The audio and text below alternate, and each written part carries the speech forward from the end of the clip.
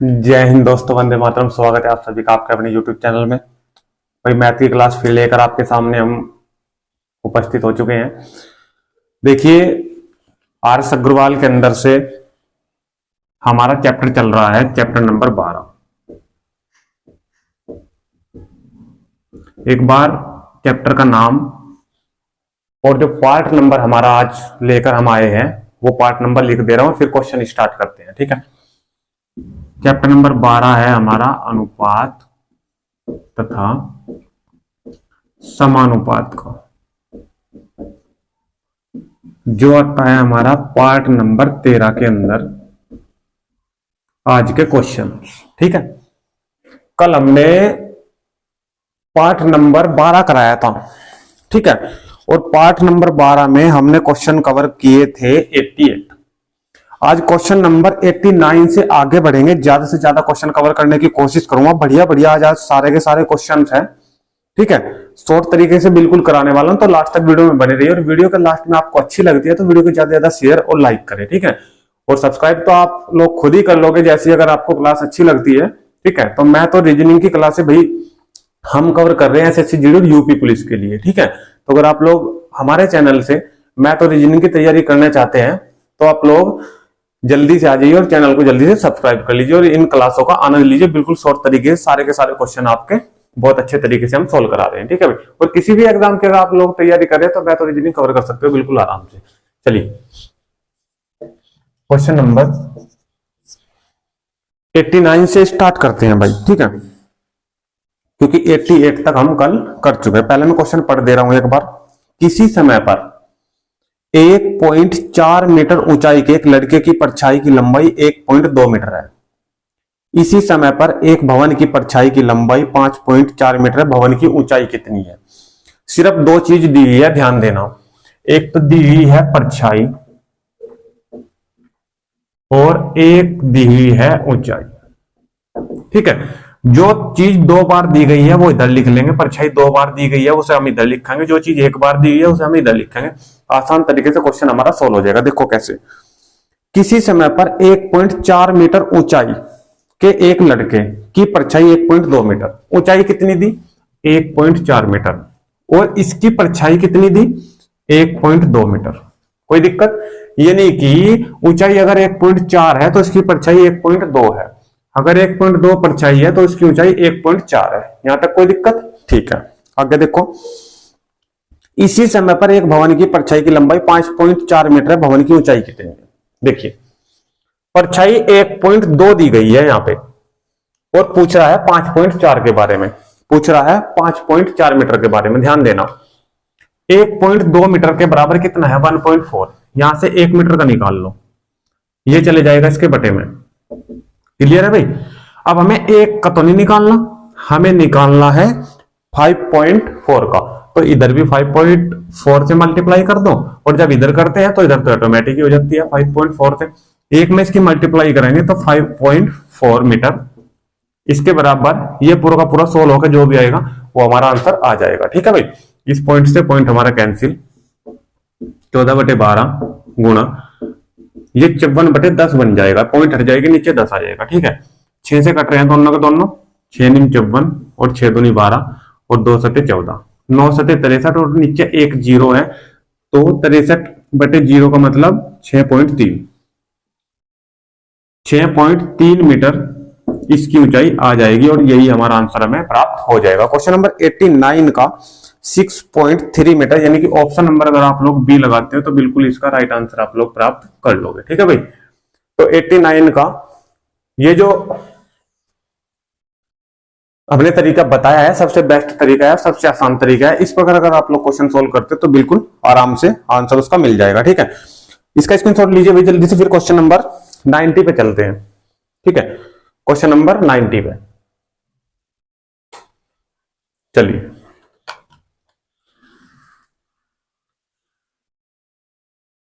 Question number 90,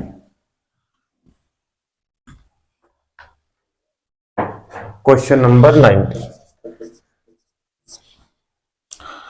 90 में देखिए, एक भिन्न के अंश तथा हर का अनुपात 3:4 है। अंश का और हर का अनुपात जो है वो कितना है, 3:4। तो अगर मैं इसको अलग अलग करता हूं, तो 3x और 4x लिख सकता हूं, ठीक है। लेकिन जो अनुपात है सबसे पहले मैं वो ही लिख रहा हूं, कितना, 3/4। अनुपात को लिख सकते हैं हम 3/4, मैंने बता रखा है। लेकिन अगर मैं इसे अलग अलग करके लिखूं तो 3x और 4x लिख सकता हूं, क्योंकि गुना में मल्टीप्लाई में मुझे कुछ ना कुछ मानना पड़ेगा, ठीक है। आगे देखो, अंश में से 9 घटाने पर, देखो जब क्वेश्चन में से कुछ घटाने के लिए बोलेगा या जोड़ने के लिए बोलेगा तो हम उसकी मल्टीप्लाई में x जरूर लेंगे, क्योंकि क्वेश्चन नहीं तो फिर सोल्व नहीं होने का, ठीक है। इसमें से अगर अंश में से 9 घटा दो तो 3 में से 9 घट जाएगा थोड़ा ही, ठीक है। तो ये x लेंगे गुना में, क्योंकि हमारे पास अंश यही है ना, ठीक है, और हर हमारे पास ये है। तो अंश में से कह रहा है कि 9 घटाने पर, अंश में से 9 घटा दिया, अंश में से 9 घटाने पर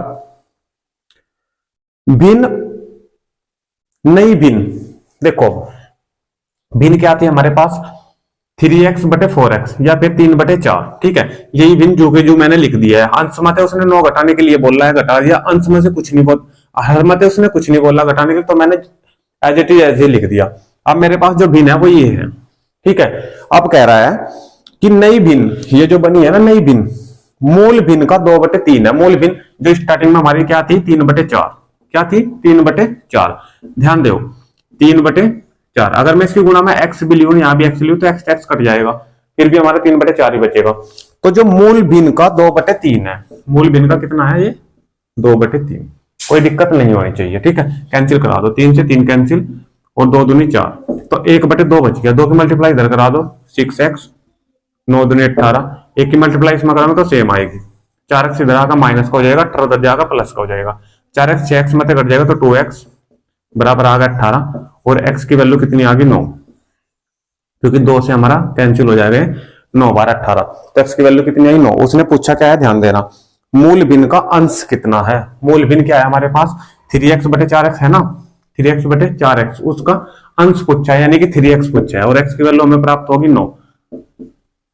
3x पूछा है ना, 3 गुणा x की वैल्यू कितनी है, 9, तो 9 दिया 27। तो इसका आंसर हमें क्या मिल गया, 27। क्वेश्चन नंबर 90 का अगर ऑप्शन नंबर आप लोग सी देते हो तो वही बिल्कुल सही आंसर इसका बन जाएगा, ठीक है। तो क्वेश्चन नंबर 90 भी हमारा कंप्लीट है। किसी क्वेश्चन में अगर प्रॉब्लम रह जाती है, क्वेश्चन नहीं समझ में आता है, तो वही नेक्स्ट वीडियो में रिपीट कर दूंगा, ठीक है। एक क्वेश्चन नंबर की प्रॉब्लम आई थी भाई, क्वेश्चन नंबर 75 की, ठीक है। वीडियो के लास्ट में रिपीट कर दूंगा, लास्ट तक वीडियो में बनी रही है, ठीक है। क्वेश्चन नंबर 75 भाई लास्ट में रिपीट करता हूं क्वेश्चन, ठीक है। चलिए इसका स्क्रीनशॉट लीजिए, फिर नेक्स्ट क्वेश्चन पे चलते हैं, क्वेश्चन नंबर 91 पे।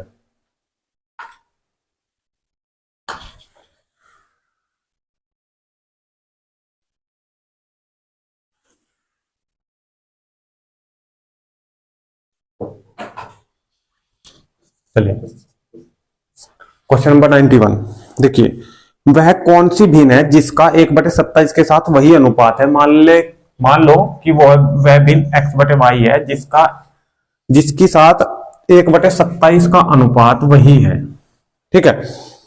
वह भिन्न कौन सी है जिसका 1/27 के साथ वही अनुपात है, जो 3/11 का 5:9 के साथ है। 3/11 का अनुपात 5 और 9 के साथ है। क्लियर है भाई, बहुत आसान क्वेश्चन है। वह कौन सी भिन्न है, मान लो कि वह भिन्न x/y है, वह कौन सी भिन्न जिसका 1/27 के साथ वही अनुपात है जो 3/11 तथा 5/9 का अनुपात है, क्लियर, ठीक है। ये जो दिया है अनुपात, इसको हम बटे में लिख सकते हैं, ठीक है। यानी कि x/y अनुपात का चले जाएगा बटे में, 1/27 बराबर ये कितना है, 3/11 बटे में लिख देंगे 5/9। चौथा बटा सबसे ऊपर, बीच का बटा बीच में, चौथा बटा सबसे ऊपर, बीच का बटा बीच में, ठीक है। 9 दिया ऊपर जाएगा 27, ये 27 ऊपर चले जाएगा, कैंसिल हो जाएगा 27 से 27, ठीक है। नीचे कितना बचा, 11 5 55, और 1 की मल्टीप्लाई हो जाएगी y में, इसकी कोई वैल्यू 1 की नहीं होने की, तो x/y बच जाएगा हमारे पास। कितना बचेगा, x/y, और वैल्यू बच जाएगी 1/55। तो वह भिन्न कितनी है, 1/55। क्वेश्चन नंबर 91 का 1/55 यानी कि ऑप्शन नंबर आप लोग इसका डी दे दोगे तो बिल्कुल राइट आंसर इसका आपको मिल जाएगा। ठीक है भाई, स्क्रीनशॉट ले लो भाई जल्दी से, नेक्स्ट क्वेश्चन में चलते हैं फिर।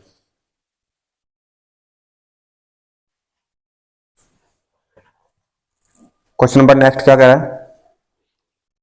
92 भाई, ये क्वेश्चन यूपी पुलिस में देखे गया था भाई। ठीक है, क्वेश्चन नंबर 92 इंपॉर्टेंट क्वेश्चन है भाई। ये क्वेश्चन जैसे मैंने बताया है कि ये यूपी पुलिस की 2018 की जो वैकेंसी थी उसमें क्वेश्चन देखे गया था। क्वेश्चन नंबर 92 इंपॉर्टेंट क्वेश्चन है इसलिए। ठीक है, ध्यान से देखना, ऑप्शन के तरीके से ही पूरा क्वेश्चन हम सोल्व कर देंगे। कैसे? देखो, एक पेटी में 1 दर्जन शीशे है। 1 दर्जन का मतलब 12 शीशे। ठीक है, क्लियर? ठीक है, 12 शीशे है थे। पेटी के गिरने पर टूटे हुए तथा बिना टूटे हुए शीशों का अनुपात निम्नलिखित में से कौन सा नहीं हो सकता? कौन सा नहीं हो सकता? पहला जो ऑप्शन है वो 2:1 का है। दूसरा जो ऑप्शन है वो 3:1 का है। तीसरा जो ऑप्शन है वो 3:2 का है। और चौथा जो ऑप्शन है वो 7:5 का है। ठीक है, ये कह रहा है कि कौन सा नहीं हो सकता। देखो, इन दोनों को जोड़ो, कितना आया? 3। इन दोनों को जोड़ो, कितना आया? 4। इन दोनों को जोड़ो, कितना आया? 5। इन दोनों को जोड़ो, कितना आया? 12। एक चीज ध्यान देना, ये 12 शीशे थे, नीचे गिर गए, टूट गए। जो अनुपात बना है, जो अनुपात बना है वो इस 12 से ही तो बना है। जो अनुपात बना है टूटे होगा और बिना टूटे होगा वो इसी 12 से तो बना है। तो जो भी अनुपात बना है और जो सही है वो इसको डिवाइड करेगा, वो इसको डिवाइड करेगा। और जो सही नहीं है वो इसको डिवाइड नहीं करने का। देखो, पहला अनुपात 2:1 का था, 3 आया जोड़, तो 3 चौक 12। तो इसका मतलब ये है ये अनुपात हो सकता है, टूटे ही बिना टूटे होगा। क्लियर? 4 से देखो, 4 दिया 12, ये भी डिवाइड कर रहा है तो ये भी अनुपात हो सकता है। ये 5 है, इस 5 से 12 बिल्कुल भी डिवाइड नहीं होता, तो ये अनुपात नहीं होने का बिल्कुल भी। 12 ही कम 12, ये अनुपात भी 7:5 भी हमारा हो सकता है। तो उसने नहीं पूछा था, तो हमारा ऑप्शन हमें सी मिल जाता है, जिस जो पी 5 से डिवाइड नहीं हो पा रहा है 12, तो हमारा ऑप्शन नंबर इसका सी हो जाता है, जो बिल्कुल राइट आंसर हो जाएगा। ठीक है, तो ये क्वेश्चन नंबर 92 का बहुत ही आसान तरीका था। इस प्रकार आप लोग इसको क्वेश्चन को कर सकते हो। ठीक है, स्क्रीनशॉट ले लो भाई, नेक्स्ट क्वेश्चन पे चलते हैं, क्वेश्चन नंबर 93 पे।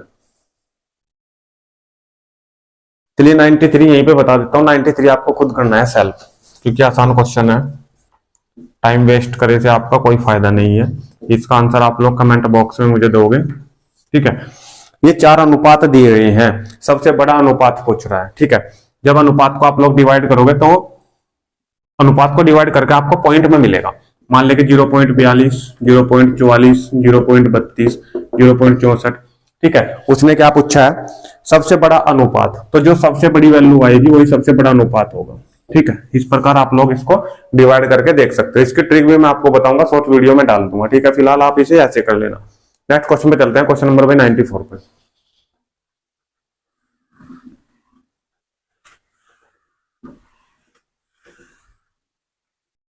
चलिए,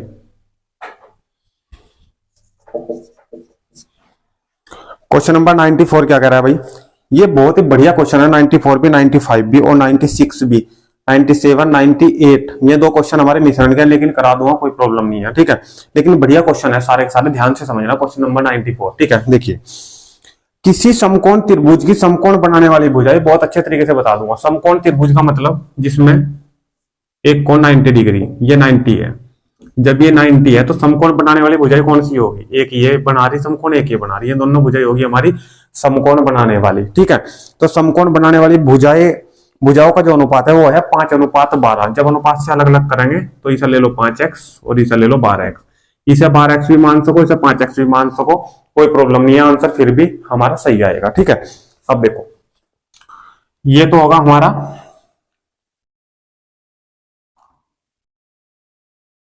लंब,